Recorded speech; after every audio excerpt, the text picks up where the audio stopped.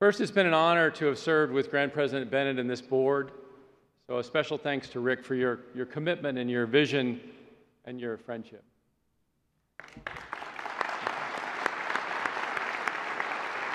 I loved having the chance to work alongside all of you. I also want to thank my family, both my SigEp family and the SigEp family that I served on the staff with, and my actual family, both of whom are here tonight, and all of whom support me every day, so thank you. I'm eternally grateful for their support. Outside of raising good kids, SigEp is the best way I know to change the world. Next week, it will be 36 years since I headed off to Boulder as a naive freshman, away from home for the first time, where I was welcomed by the men of the Colorado Alpha chapter at the University of Colorado. Go Buffs. When I joined the chapter, I didn't really understand or appreciate the full meaning of SigEp. But since then, SigEps have hired me, been my business partners, stood alongside me at my wedding, vacationed with me and my family, sometimes unsuccessfully, and sadly consoled me as we grieved the loss of a brother. They're also my best friends. In fact, last weekend I had dinner with the two guys that sat on either side of me the night we all accepted bids. I found a home there. It's a special place. I know I've gotten older and have a family, and I moved away for over 20 years. I've never really left home.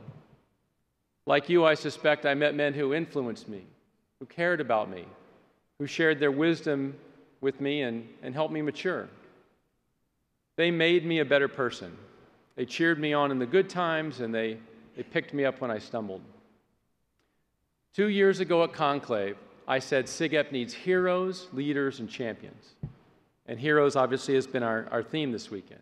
Those brothers, some from my chapter and some from other chapters, are my heroes.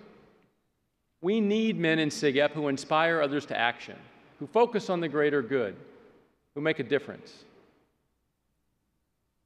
Grand President and dear friend Phil Cox is my hero. Phil set an example for me every day by how he lived his life, how he cared for and nurtured friendships in our fraternity. Phil understood the work of friendships and brotherhood. You know, when you bump into someone you haven't seen for a while and you chat for a bit and you say, we need to get together sometime, but you never do? Well, when that happened to Phil, he made sure they got together. Sean McKenna is my hero.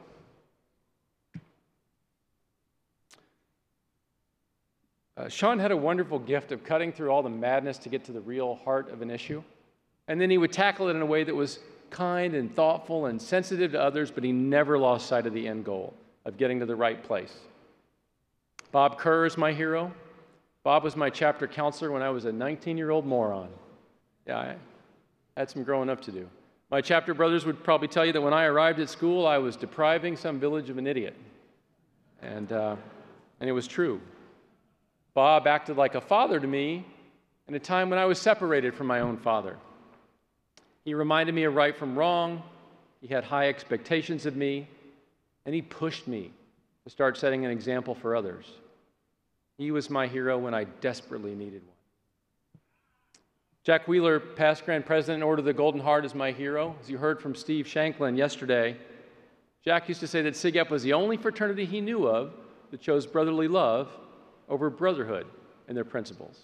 He said brotherhood looks inward towards its brothers, while brotherly love looks outward to embrace all humanity in its charge.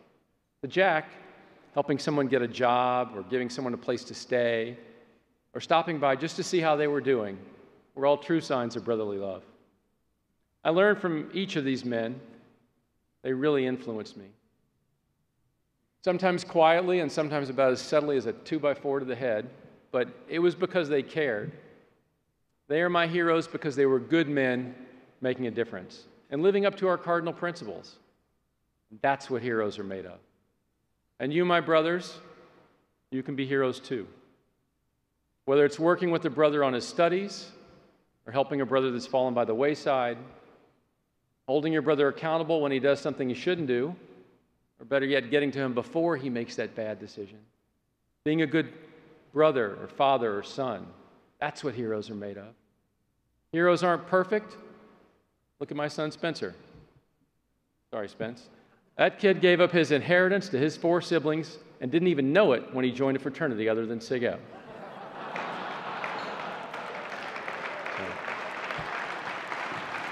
I love you. I guess he knows now. So who's your SigEp hero? And to whom are you a hero? That's kind of a tough question, isn't it? Most of you are too modest to suggest that you could be someone's hero, but you must be. SigEp will change and will become more relevant, or we will collapse. We will grow with the right men, or we will die. You, my brothers, you in this room tonight will either lead us in this effort, or we will not be led. You just took a bold and necessary step by putting a plan in place to make all of our chapter houses alcohol and substance free. And SigEp has a distinguished history of making bold moves at tough times. That's like us. In 1959, this fraternity, led on the Conclave legislative floor by giants like Bruce Hazenkamp, whose son Peter is here with us tonight, and Bill Tragos, also with us tonight, rejected the prejudices of the past and eliminated all membership restrictions based on race or religion, a full 5 years before Selma. More than 10 years prior to that, after World War II, SigEp saw the booming growth of agriculture and mining and teachers' colleges and knew that with the negative perception of fraternities as elitist, we must go to those schools and help grow healthy Greek systems. And we did. Others followed, of course, but we blazed the trail. So I'd suggest that you are already on your way to being heroes with the actions you took this weekend. I've got a theory from my travels. You are truly fortunate to be here. Here meaning this country, this time in history, this conclave with your brothers this night, all of it. Many of you come from very favored backgrounds. My job takes me to the Middle East and China and Latin America and Africa. And if you take into account the circumstances of many college-age kids there, you begin to understand that you're pretty lucky. Given the era in which we live, I'd suggest that most of us in this room were born on third base. And that's a pretty good spot to score a run from. But it's just so important to remember not to go acting like you hit a triple to get there. Humility is a valuable trait, my brothers, and having a dose of it speaks strongly to your character. Humility is really important in my business. I am one nasty bear market away from being an Uber driver. Every day. So how do you reconcile some element of modesty and humility with the demand to be somebody's hero? It's hard, brothers. We live in divisive times, from the rhetoric of intolerance to inflammatory politics to the technology that at once binds us to friends and loved ones thousands of miles away with FaceTime and Snapchat and Instagram, yet divides us as we text a brother in his room next door instead of walking 10 feet to speak to him face to face. You know, it's easier not to be a hero. You've got to resist that. You, my brothers, must be someone's hero and champion and leader. You must go back to your chapter and take action personally and set an example for your brothers and show them that you care about them, that you love them. You must be virtuous and diligent, but that doesn't always move men. What moves men is when you combine that with brotherly love. If your brothers know that you love them, if they know you truly care about them, they will run through a brick wall for you. I want you, SigEp needs you to go back to your chapter and be someone's hero, because SigEp needs heroes and leaders and champions. My brothers, I believe in the American College Fraternity. I believe in Sigma Phi Epsilon, and I believe in you. And I believe that together we will keep SigEp moving ahead. I am humbled by the honor to serve as your Grand President. Thank you.